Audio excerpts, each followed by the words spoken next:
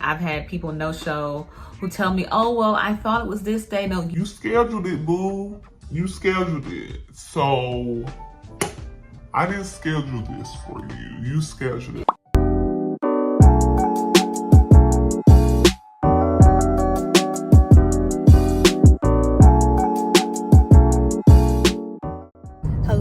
Hello, this is Tania. Welcome to Clinical to Creative. I do want to give you guys insight into my work life. However, by 9 to 5, they don't play that. So I will not be filming anything inside the building. For those of you who do not know me, I'm a licensed clinical social worker in the state of North Carolina. I work a full-time job, but I also do side contract work. I was doing it 3 days a week, but since the holidays have come around, I've decreased to 1 day a week and then every other Saturday for one patient. So yeah, I also have other non-mental health related streams of income. My last video, I think I was talking about my experience and just giving some insight on how to navigate trying to find contract work. Good amount of you resonated with what I was talking about because it is difficult to secure decent, worth your time side work as a mental health therapist that works well with your full-time job. So one of the reasons I've been working with that company as a contractor for about 5 years at this point is because I really like the freedom and flexibility. Could they pay me more? Absolutely. Okay, I don't know any job that you do contract work where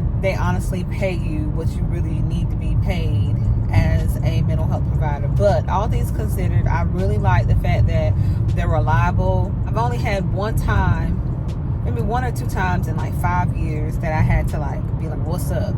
But outside of that, I've always gotten my money. I can choose whatever type of patient I want to work with. I can open my schedule up. I can close it up. I only have to do, I think, 1 encounter per month. So if I really need to slow things down, I can do that. I'm on my way back to work and I only have a couple more patients. One of them is going to be in person. The other one is telehealth.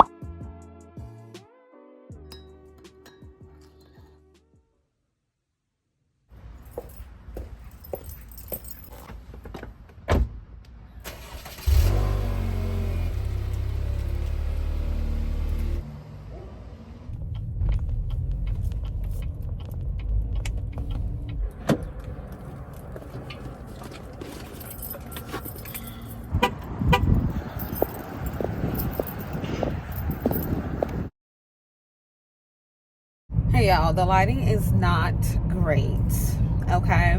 Today was a pretty decent day. I had one no-show in the afternoon, which is a patient that generally shows up, but I ain't mad at it. He's a person that I'm going to be referring out. I'm not sure if you guys can see me. I need to turn my light on. Hold on for a second. In primary care, if you're a mental health therapist, if you're interested in being a therapist in primary care, generally speaking, it's for short-term needs. Sometimes you'll get referrals from patients that after talking to them and assessing them, you determine that they're not appropriate for whatever model your primary care setting works under. Then comes, it depends on if you have an in-office case manager or who handles the referrals, or if you're like myself, handles your own clinical care coordination. I just used that time when he didn't show up to navigate referring out. It is right before the holidays, so people who generally are reliable when it comes to engagement, it's just, I don't know, it's just something in the air. People just don't feel like being bothered.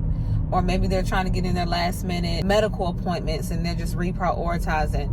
Regardless, my appointments are generally lighter because people just, I don't know. And I made a video about this. I'll pop it on the screen, where I'm just encouraging therapists and counselors to really not take it personally when your appointments start to no-show or cancel last minute. It's very slow around this time of year, okay? Late cancellations, a lot of no-shows. As far as people starting therapy, that's generally slow. One, money, co-pays, or just paying cash for therapy is just on the very low part of the totem pole. And also, this is a very emotional part of the year as well for various reasons, and some people might not have that emotional capacity to put themselves out to a person they don't know, even if that person is clinically trained to help them. Another thing is time management. Even with the people that I've been seeing for a while, people like to think they can do more in a certain amount of time than they actually can, and then it turns out that they can't. And I've had people no-show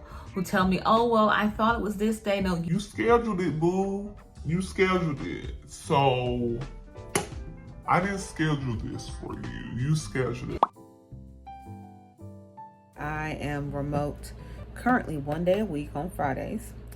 And I have one big meeting with patients for the remainder of the morning, and then after that is my admin time. Sometimes on Fridays during my admin times, I'll schedule other collaborative meetings. If you have any questions about what it's like to be a primary care mental health therapist, that's not my official title, but that's essentially what I am. I am a mental health therapist in a primary care setting. If you have any questions about how to get into that type of role, send me an email at C2C Coaching and Consulting. Outside of that, I will see you guys in the next clip. My appointment did not show up. So just like I was saying in the second to last clip, it just is what it is. Around the holiday time, you will get increased no-shows, cancellations, disengagement overall. You just gotta take it in stride, reassess your boundaries. If you work for a program, maybe like review this particular thing with your higher up to see how you can make any adjustments to what's going on. Or if you're working private practice, you might need to reassess your own boundaries for your business. But this is just what happens. So I'm going to take this time to catch up on some tasks I need to do and then prepare myself to really go full blast into my paperwork for my admin time after I come back from lunch.